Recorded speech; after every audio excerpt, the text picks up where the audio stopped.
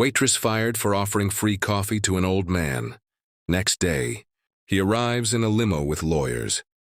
The morning rush at Dale's diner was always chaos, coffee pots clinking, the smell of bacon in the air, and the sharp hiss of the grill filling the room like background music. But for Sophie Turner, a 26-year-old waitress with a messy bun and tired eyes, it was just another day of trying to make ends meet. Rent was due in 3 days. Her little brother needed new school shoes. And her boss, Mr. Keller, the diner's owner, had one rule that could not be broken: no freebies ever. That morning, as rain poured outside, the diner's door creaked open and an old man shuffled in. His coat was torn, his shoes soaked through, and his hands trembled as he rubbed them together for warmth.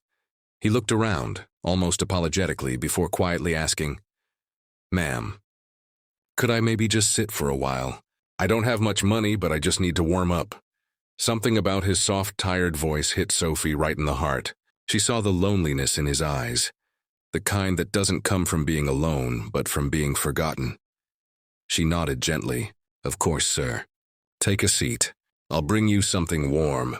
Before he could protest, she poured him a fresh cup of coffee, added a touch of cream, and placed it in front of him with a kind smile.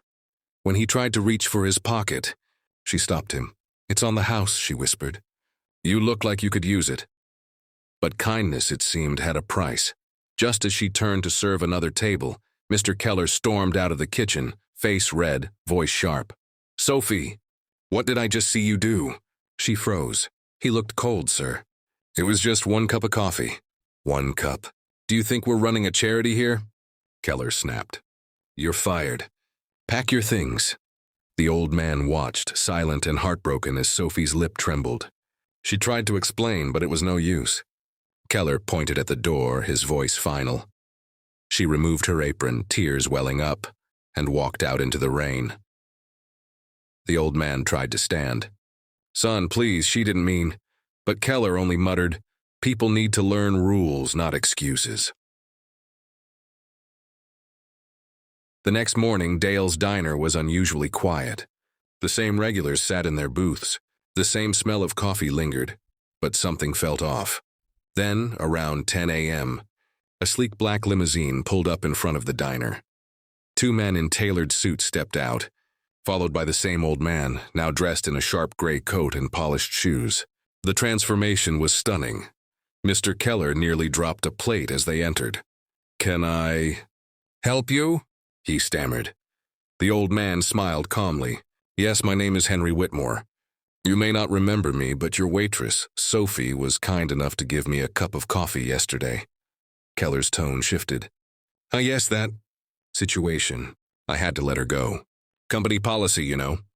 Henry exchanged glances with his lawyers. "Company policy," he repeated slowly. "Interesting. Because I happen to own several companies, including the one that just bought this diner." The room fell silent. Keller blinked. "Bought? What are you talking about?" Henry nodded to one of his lawyers, who handed Keller a folder. "As of this morning, I'm the new owner of Dale's Diner, and as my first order of business, you're relieved of your duties." Word spread fast. By noon, everyone in town knew that the old man was actually Henry Whitmore, a retired businessman and philanthropist who quietly tested people's kindness before deciding where to invest. Sophie was sitting in her small apartment, still wondering how she'd pay rent when she heard a knock on the door. When she opened it, she nearly gasped. Henry stood there smiling, holding a set of diner keys. "Miss Turner," he said kindly, "I believe you're out of a job. How would you like to manage your own place instead?" Her eyes widened. "My own diner?" He nodded. "I've renamed it Sophie's Place, a place where kindness is always on the menu." She couldn't speak. Tears filled her eyes as Henry continued. "You didn't know who I was. You just saw a human being who needed help. That's rare, and that's exactly what this world needs more of." Months later, Sophie's Place became the town's most beloved spot, a warm, welcoming haven where coffee refills were free, and no one was ever turned away for lack of money. A small plaque hung on the wall behind the counter. Kindness is the only currency that never loses its value. Henry Whitmore.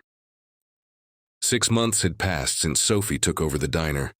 The once faded sign now gleamed under a fresh coat of paint. Sophie's place, where kindness is served daily.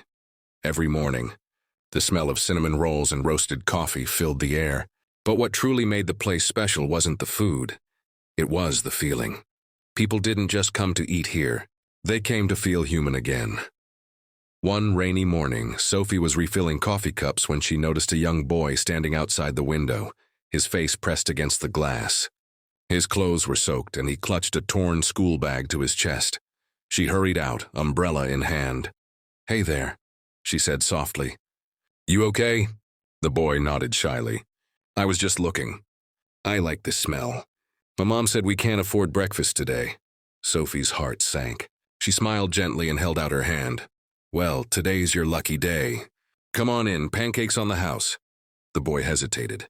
"But I don't have any money." Sophie winked.